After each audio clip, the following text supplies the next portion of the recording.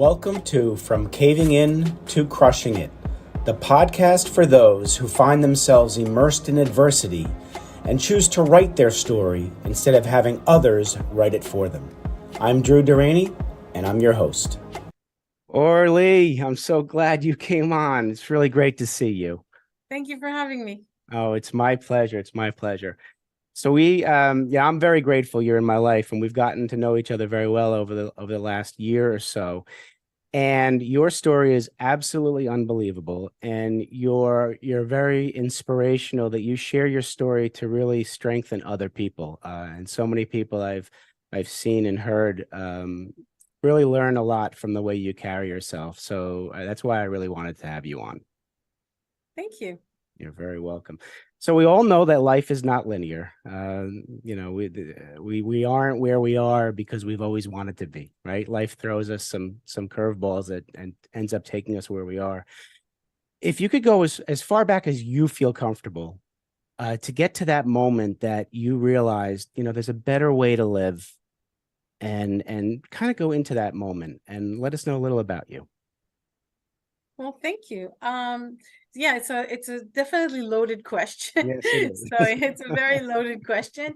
In a sense, how far can I go back? I think it's in my childhood, because I saw my parents struggle, with money. And I also realized very early on, and I don't know how, but it could be instinctively or intuitively, that when my father's, when I used to ask for money to go to a movie or whatever, my parents would say, well, we're not Rothschilds, we're not, do we have the face of a winner? Do you, my father would spend money on lottery, and I would say, why do you buy so much lottery? He goes, well, we don't have the face of a winner. And so it was so many of those little things that I was like, oh my God, lack of money, lack of opportunity, lack of all that stuff. And then they had the opportunity to have a business, and they didn't want to work hard at it. So they felt like, that, okay, we give up. So they gave up too soon on too many places. And my parents changed jobs many times. And so I felt like, this is not where I want to live. I want to have a better life for myself, live, spend, do what I want when I want to do it. And I think that started then. I became a very young entrepreneur at the age of 14. Well, it's impressive because most of us, and I'll put myself in there too, more greater than 50% of our belief systems formed by the age of 7 years old. And Correct. We're on autopilot till we're 18, and our belief system's kind of handed to us. And then most of us don't push back. You pushed back at a young age. The entrepreneur spirit, where did that come from, and what did you do with it? So early on, I had the taste of money, how to make money. I delivered newspapers. I used to do cold calling, even at the age of 14, with my parents' agreement. One of their friends had a calling center where we had to make calls, cold calling. So I started in that. And I also did it for my mom's boss.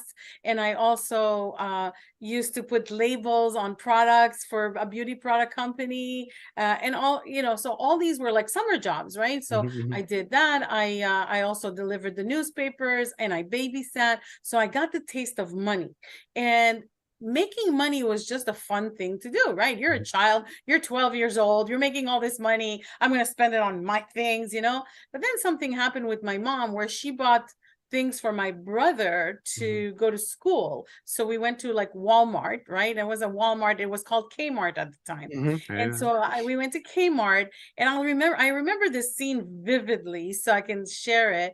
My mom was buying a sweater for my brother for the new year, for the school year. And I was like, what about me? They were there for girls too. They were like both colors, like they were reds and pinks and so on. And there were also browns and greens and blues. And so I asked, and she said, well, you have your money, buy your own.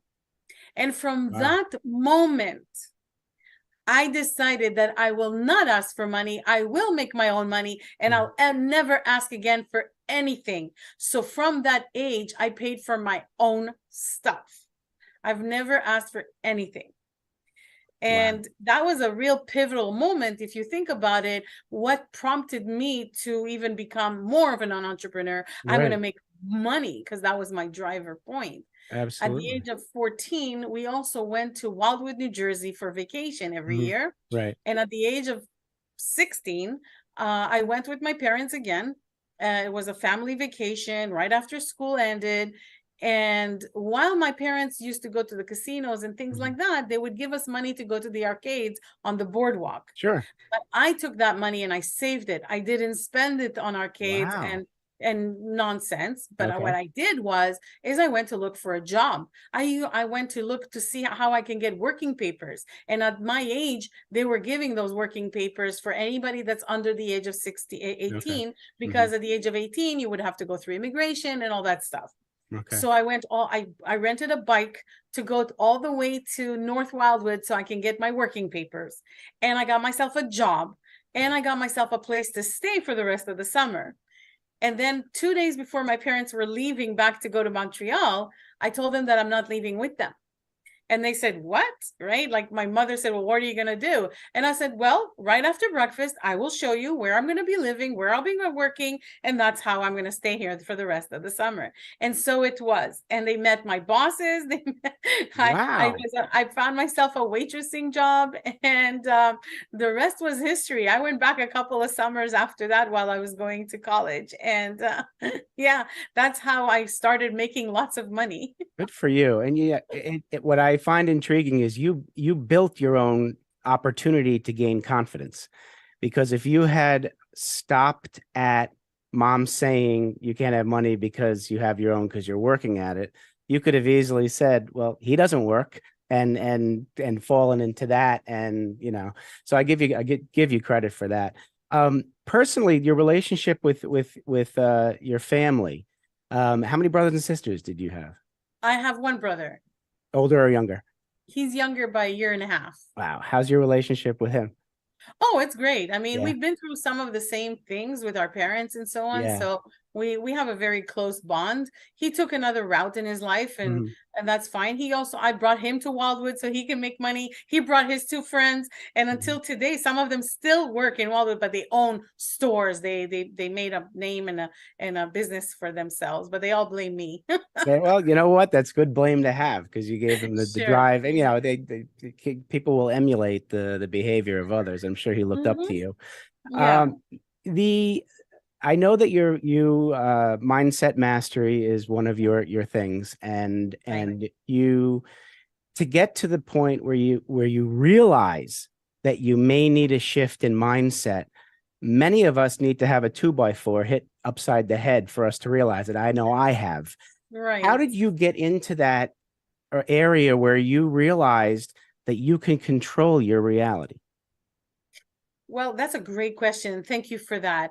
As an avid learner, I'm also I love self-help, and I was introduced to self-help through the Tony Robbinses of the world and so on. When Mhm. Tony Robbins was just starting out, Mhm. I got introduced to his programs, and I got introduced to Deepak Chopra, Steve Covey, all of these guys, and I followed some of them. And after a while, there was something there, and I felt there was something there. Mhm. And I wanted to just get over my own heart, the my story, what I've been through, Mhm. and I will share with you what I've been Mhm. through. It's just a pivotal thing where I was in property management for so long, Mhm. and one day I got asked to speak at a women's shelter. Mhm. And I was speaking also in the world of property management, but why would I speak at a women's shelter? That's what Yeah. I asked my friend. I said, Yeah. what? I said, what do you want me to speak about? Property management? She's like, no, I want you to tell your story. And I said, oh no, that's not happening Mhm. at all. And she said, oh, come on, I said, so do you have an annoying friend? Because I have some annoying friends. Do you have Yeah. annoying Yeah. friends? They won't And stop. so Yeah. she called every single day for like 3 weeks. Are you going to do it? Are you going to do it? Are you going to do it? I said, after 3 weeks, I said, Liz, I don't understand why you're asking me. There's other people that speak on the subject matter you want me to speak about. And she said, well, you have this bubbly personality everywhere you go. People hug you. People who don't know you hug you. You're like a social butterfly and you live a lifestyle that most people dream about. I want you to come and give these women hope. And I said, okay, what do I have to do to get you off my phone? At this point, I was like even more resistant to not doing this, right? Absolutely. And so finally, I relented, and a couple of months went by, and I hired a coach. I hired a speaking coach because I was speaking in the realm of property management, but I didn't know a thing about speaking about my story, Mhm. nor did I, ever thought about looking at Tony Robbins and the gang to think that I can do this, right? It was not even in my horizon. Right. But I hired a coach to teach me, and then I got to speak at this women's shelter a few months later, and there was not one dry eye in the place. There were about 170 people there, and once I got off the stage, Mhm. things were weird for me because I was not used to anything that happened next. And Sure. the first thing that happened is that people were hugging me and thanking me for being there. Thank you for sharing, thank you for giving me hope. And that started like brewing in my brain, because I never had Mhm. that in property management. It was always Miss Amor and my board of directors and my condominium. Mhm. It was such an annoying type Right. thing, Yeah. where here I am, like, showered with love Mhm. and appreciation that I never lived before. The second thing that happened, it was one lady that came up to me, and she was crying profusely, and she said, thank you, you don't understand. And I said, no, I do understand, sweetheart, you just need to breathe, because she was really Mhm. hyperventilating. Right. Right. And back and forth we went, as at one point she yelled at me, no, you don't understand. And I was taken aback, because Mhm. this was my first motivational Right. speech. Now I'm laughing, but I was not laughing at the time. No. I was so taken aback that I didn't realize what was going on, but everybody had quieted down around us, so everybody was listening in on Right. what's going on. And she pulled a piece of paper out of her pocket and she showed it to me, and she said, you see here, this is how I was going to kill myself this morning. In Wow. fact, I don't remember driving from my house to the shelter. As you can see, that's not where I was going, but I want to live, and I want you to show me how. Wow. I was in Niagara Oh, Falls. Like, I was crying. I didn't know how to hold myself. I have goosebumps still yes. telling you I this. just This got has happened goosebumps too. Yeah. 25 years ago. Wow. And so it was really euphoric in a way. And to tell you my story really quickly in 18 seconds is that Mhm. I was actually a beaten up child. I was molested 4 times before the age of 14. I was raped 3 times before the age of 22, twice gang raped, 9 months apart, left for dead. And I was also married to a very abusive husband, both mentally and physically. And as a result of that, I gained a morbid amount of weight. I was 428 pounds at my heaviest. I had to have 4 abortions because of that. And for those of you who are against it, I am against it. It's just a decision that I had to make Mhm. really quickly at the Mm. age that I was and the Of way course. that it happened. Oh my gosh. And I need to say that now. Mhm. And then and and this is where I was, so it was kind of a moment where it was a pivotal moment in my life, where Yes. I realized that what I was doing in my life, such as property management, was Mhm. no longer serving the greater good and the bigger purpose for me, which I believe that we, each and every one of us, come into this planet, into this world. Our soul, our body is just a vehicle. I believe in that. Mhm. And I Mhm. also believe that God put us here to experience everything. Mhm. So we can Absolutely. take it as oh my God, what happened to me and woe is me. Or we can say, okay, what can I learn from this, right? In my Absolutely. mindset mastery program, I show people how to understand that these type of gifts are wrapped in sandpaper. Mhm. So what can we find about it, right? So I went through that story because I probably am here to make a difference in other people's lives and to inspire others through it, right? Yes. Geez, there's so much here to unpack, Orly. You talk about gifts and we talk about resistance, right? We resist a lot of things in our lives because we're trying to protect ourselves. Your friend trying to get you to speak at the women's shelter, and we talked about God. It was almost like that was God's voice and message coming through her to get you For onto a sure. stage, knowing that you're going to find your purpose once you do that. And For that's sure. powerful. And to add, that's a great point that you're making, because to add to that, I was really starting to hate property management. I really Uh-huh. didn't like it anymore. I wrote 2 books on the subject matter. I changed Yeah. the law in the state of Florida. I did so many great things, but Yeah. I hated it at one point. It Hmm. was already getting to me, you know? And Yes.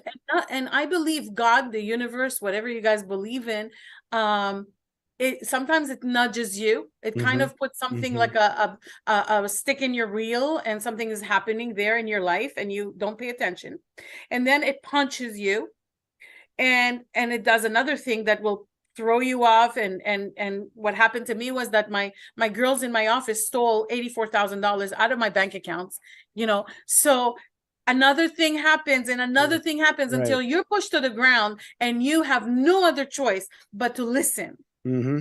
And that Absolutely. was my listening part, where, okay, I'll do this, right? Very resistant, but very also um uh you know, understanding that there must be a message around this, Hmm. but not really wanting to acknowledge it. Absolutely. Now, Right. do you think you get off the stage speaking at the women's shelter and you're getting the hugs and the accolades from the women?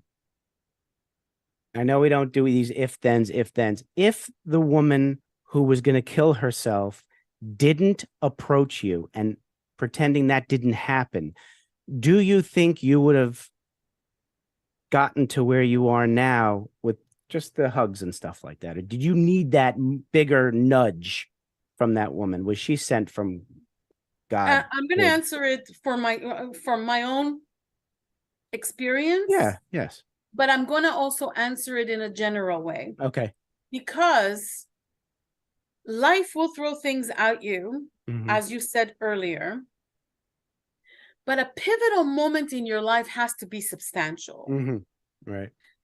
People, until they get bankrupt, they don't understand the meaning,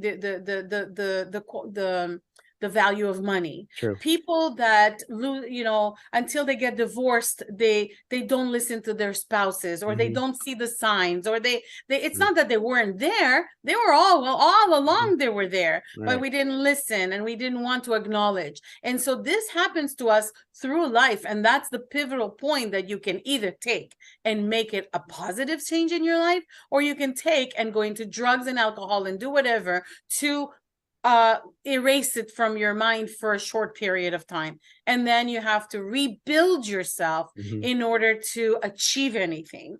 And so people don't need to get there. It's like when somebody dies in that is close to us, Hmm. and we kind of think, you know what, life is precious. Well, life is too short, right? How many times have you heard life is too short? Life is too short. How many people actually use life as it is short, as Hmm. you will die tomorrow? How Right. many people live for today, happy today, blissful today, abundant today, instead of waiting for tomorrow, where they will not, is not the, which is not promised, Promise. right? And so when you go um into that question where you say, if it didn't happen, Hmm. would you have still have a pivotal moment? I would have had a pivotal moment, but maybe not that day. Exactly. Right. It It's may just not have going to happened happen that no day. matter what. That's right. So that's where I meant by, for me personally, Right. and the general rule, it has to be Right. substantial. It has to be substantial, and you have to be willing to make a change, because if you weren't ready to make that change, you may not have done it. A lot of people miss those signs. Well, really, I wouldn't have made the change then. Then, I would have made a change maybe later, and right. maybe I would have lost maybe 10, 20 years of my life looking Exactly. for the next thing, Hmm. or I would have continuously suffered Hmm. different types of pivotal moments Right. where could I could take advantage of, Right. or that I could just continue in the way many people are still dormant to Hmm. that, where, you know, you can't take them out of it. They No. like to go to the work, they like to go to they have a job, they like to do their job, they like to get their salary, they like to have their place to live, whether it's renting or buying a Hmm. house, and then they rent a car or lease a car or buy a car, and then, you know, like they just live life with payments, making ends Right. meet, having plenty of credit cards, building their credit, having a credit, no credit, it doesn't really matter. They just live that life until they die. Yeah. And you know, And it's yeah. And you and say that's what something often, you don't know what you don't know. yeah, And I that's one of my favorite things that you say, and now I say it, and it's true. It's true. We don't know what we don't know, and you got to give yourself that opportunity. And speaking of sure. opportunities, you were already a very well-known public speaker in a specific industry. Correct. After that event at the women's shelter, how did you pivot and then start speaking in other arenas? How difficult was that to kind of cross industry lines? Well, what I realized that day with the woman that, wanted to kill herself, um, what I realized that I have a bigger purpose. Hmm. So I didn't think in my head, oh, wow, this was cool. It was more Hmm. like, wow, I just saved someone's life. Right, right. So in either of my book, Public Speakers, You're Not All That, or the Mindset Mastery book, 12 Hmm. Powers We Hold Within, either one of these books tells my story Hmm. as Chris, who was with me that day, would Right. tell the story. He tells the story of Okay. how this whole day happened, right? And at the end of it, he tells the story about we're in the car, we're driving away, and and he tells me to write a book, and that's what he says, right? And that's Hmm. the story in the book, that I'm going to write a book. But I'm going to tell you the true story of what happened. Yeah, right. I was driving away from that event and I was crying and I was holding the wheel and I was saying, screw property management. This is what I want to do for the rest of my life. I don't want Right. to do property management anymore. Screw it, And so that's what's really happening in my car while I'm Right. driving and crying. And I realized right then and there that all these messages of yucky feeling that I didn't like property management anymore, that were Hmm. happening for the past year before that event, Right. I was like, oh, you know what? Okay, maybe there's another way. And then, Mm. and there's another way. It must be another way. It has to be another way, right? Right. And that's where I went. And I was a Tony Robbins groupie. Like Sure. I would travel the world after wherever he was, right? Right. Right. Quick story that would be really cool for this and Hmm. exactly why. Sure. Um, I was in San Diego at a Tony Robbins event. And of course, you meet amazing people at these events. They're Yes. fantastic. Absolutely. And about 10 days later, I was in Paris, France at a Tony Robbins event. You Hmm. guessed it, right? Okay. And so I'm there and I walk into the auditorium and I see the same people that I met in San Diego Hmm. in the auditorium. And my first thought, and I'll be very polite saying this, Hmm. my first thought was, what the heck are they doing here? And Hmm. then my second thought was, what the heck are you doing here? Didn't you Mm. get the memo? Like, Hmm. don't you think you've had enough of learning the same thing? Are you going to start implementing it into your life Mm. and start Good living point. life? Hmm. And so I went back to Florida where I was living at the time. And I just realized that, you know what? I know what to do. And I met with a mentor of mine. Hmm. He's still my mentor till this day. God bless him. So I call him Sir Martin. He's a 33-degree Mason, as well as he was knighted by the Queen. And Right. there's like, he Wow. has really great accolades. Hmm. And so I called him up. He's like, hey, you want to have lunch? And I'm like, oh, for sure. So we're going for lunch and he does this, he's an older man and Hmm. he sits back and, nothing excites him. He's like, Hmm. so how have you been doing? And I said, you know what, Martin, I have been traveling the world doing all these seminars and webinars and buying the books and reading the books and doing the CDs and DVDs and cassettes. At the time I Yeah. started, it was cassette tapes, Right. Right. and so yeah, I'm aging myself. So I was listening to the tapes and I said, I'm just tired of doing it all. I'm stopping all this now, right now. And I know that there's something missing in all these seminars and everything that I'm learning. And I'm going to find out what that is. And I'm going to write a program that actually does that. Wow. And he said, okay, dear, when you have it, call me. He was very condescending, but at Hmm. the same time, lovingly Yep. condescending. Uh-huh. Yep. And like he doesn't even believe I'll do it, right? Absolutely. Yep. So 6 months later, I called him up and I said, Sir Martin, I wrote a program that I think will change people's life immediately, like from the first session. Wow. And he said, okay, come to my house tomorrow morning, 8:00 a.m. And I'm like, okay. So he's the kind of guy you don't send an email to. So I had Right. to print the whole thing. Okay. So I printed it and I brought it to his house. at 8 o'clock sharp. And he took it. I put it on his desk and he took it and he's like just one page at a time going through it. And I'm thinking, oh my God, we're going to be here all day. This guy is going through every Hmm. single page. Yeah. Well, 2 hours later, as I'm sitting there calmly and very peacefully and patiently, Hmm. he puts it down and he says, okay, I have a few questions for you. And I'm like, okay, shoot, I'm in. All right. So now he's asking me questions of the sort of, well, how did you find out this? How do you know this will work? How do you know this is going to work? Where did you get this kind of information? What if, what if, what if, what if? And we were going on and on. And if you know, Drew, when you're on full adrenaline, Yeah. you don't know the concept of time, Nope. thirsty, hungry, nothing. No, You're not on at all. full adrenaline. Nothing Absolutely. matters. Right. So after so much of drilling, he says to me, do you know what time it is? And I thought that was like the stupid question on, on the platform. Right. And he looks at me dead serious. So I'm looking outside and it's kind of dark. Ah, And I boy. said, well, it must be, I don't know. It's dark outside, so it's 8 o'clock at night. I don't know what time it is. He goes, Orly, it's 2 o'clock in the morning. Holy. Basically, the next days. We've been at it for that long. Oh my.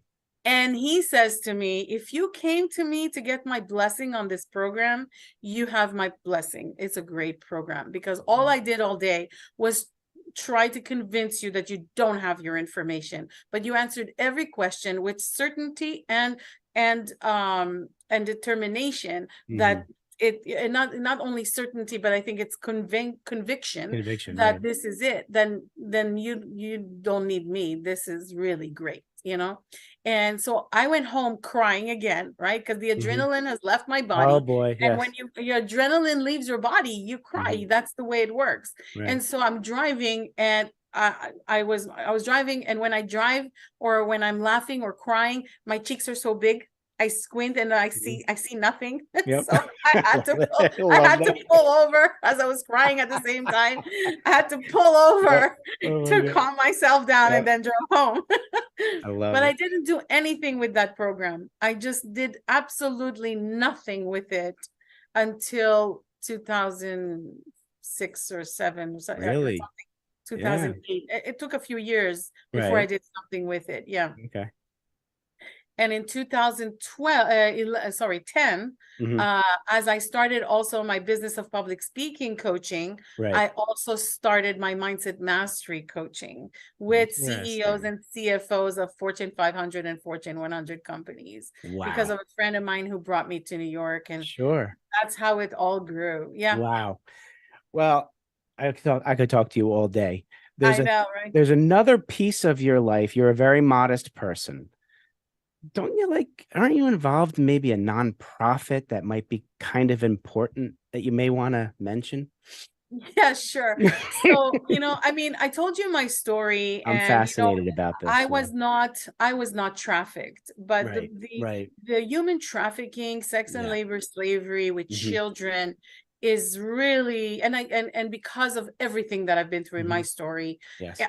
I don't think I would ever experience what it's like to be trafficked Right. because that's horrible on its Ugh. own. Yes. But I do know what it's like not to have a voice, Hmm. not to have somebody listening when you're crying and screaming for help. Absolutely.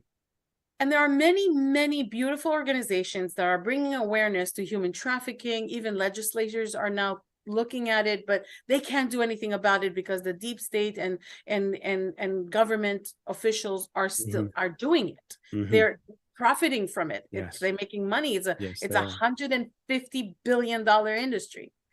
And Sad. so in 2021, beginning of 2021, I decided to start a nonprofit called Hmm. youaremylight.org. You are my light, light like the light, the bulb, the light. Yep. Yep.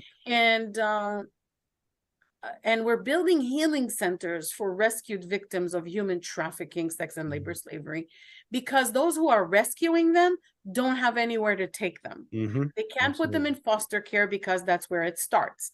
They Hmm. can't put them in shelters because there's no room and there's no money. So these kids have maybe, after they get rescued in the real world, they have maybe a 7-day span to live.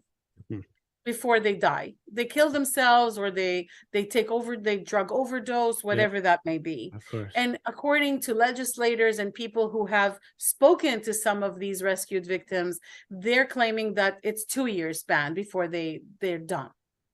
They have gotten so abused in so many ways My that you and gosh. I cannot even fathom No. that their body will be shot. Hmm. It won't be able to recuperate what No. they've been through. Right. One of my friends who was trafficked, her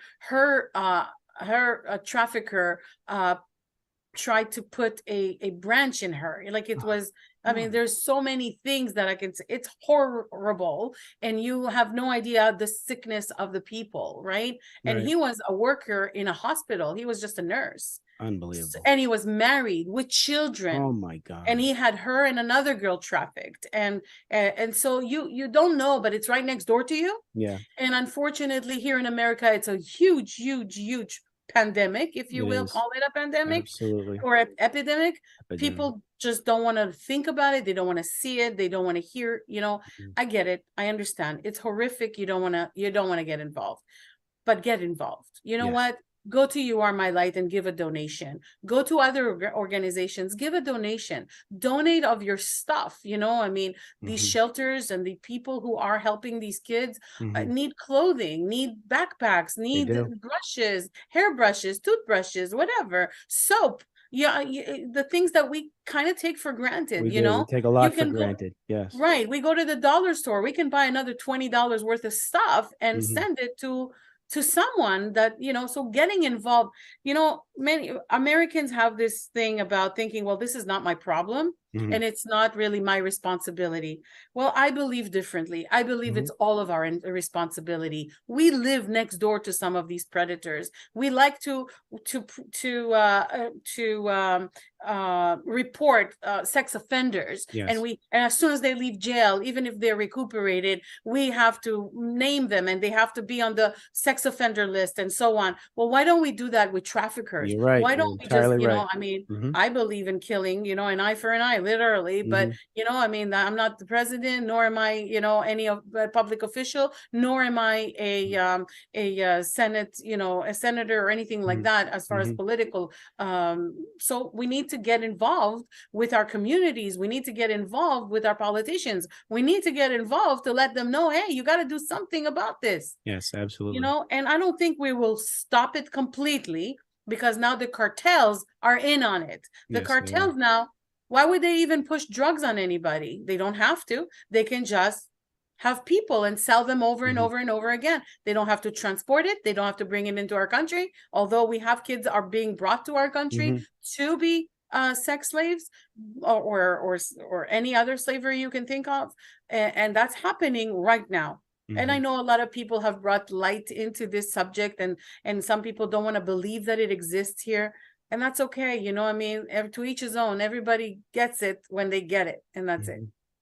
Well, you're an amazing person, and you're providing a service, the aftercare piece, that is Yes. often neglected in many arenas in this country, whether it's the military, police. The aftercare piece is so important, and I thank you so much for being that person who has that light and is shining it brightly. So Thank you so much. you're welcome, of course.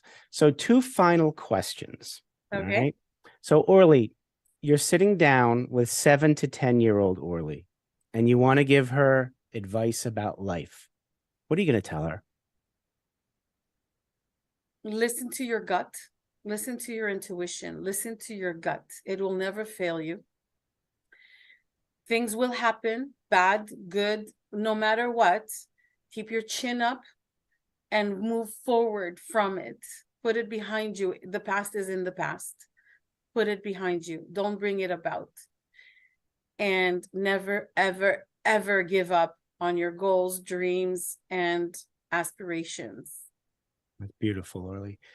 All right, I'll ask you the last question. You're putting a different hat on. Now you are sitting with young Orly, the young businesswoman, entrepreneur, ready to become a force in the business world. What advice, business wise, are you going to tell her? The first advice, it would be what my father always told me, is stop Yeah. sharing everything with everybody. Stop Okay. telling everybody what you're doing, Hmm. Hmm. In my family, they believe in the evil eye or jealousy and stuff like that. So kind of jinxing it when you tell people what you're doing and how you're Hmm. living and whatever. I don't know about that, but I will tell her to stop talking Okay. and listen more. The other thing is, don't ever let anybody tell you you can't do something, Hmm. because I've been told so many times, you're not going to make it. You're not going to do, yeah, it's not for you.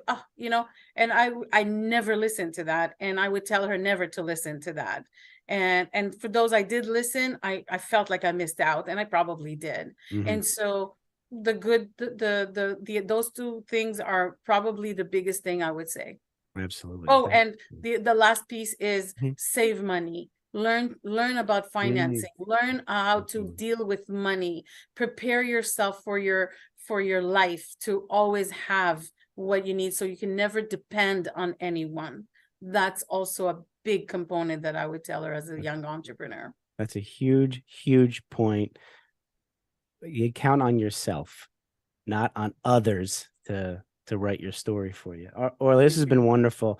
Well, the audience has definitely gotten a sense of the essence of Orly Amor. More people are going to want to get in touch with you. How do they do that? Well, they can go to my website, meetorlyamor.com, meetorlyamor.com, and get on my calendar for a 20-minute brief discovery call. I like to call it, because then we learn about each other and see where we're at and how I can support. And they can literally find me on Instagram, TikTok. It's all I am Orly Amor, IAM ORLYAMOR, on LinkedIn, all of those social media platforms, even on Facebook. They can find me. It's not hard to find me. Google me, you'll find me. Orly, I'm very grateful you're in my life and we're friends. And I thank you for coming on. You're an amazing human being, Thank you. and people should definitely get in touch with you. And thanks again for coming on. Thank you so much for having me, Drew. Yeah, Appreciate it. absolutely. Take care, everybody. Be well. Thanks so much for listening. If you enjoyed the episode, please subscribe and give us a review to help others find it. I'd like you to answer this question. Are you living the life you want to live, or are you living the life others want you to live? I'd like you to think about that for a second, because I strongly suggest you live the life you want to live. If you want to learn more about what I stand for and my services and how I'm able to help many men get out of their own way, please go to my website at www.profitcompassion.com. Feel free to also email me at drew@profitcompassion.com. I'd love to have a conversation with you. Take care of yourself and choose to write your own story instead of letting others write it for you.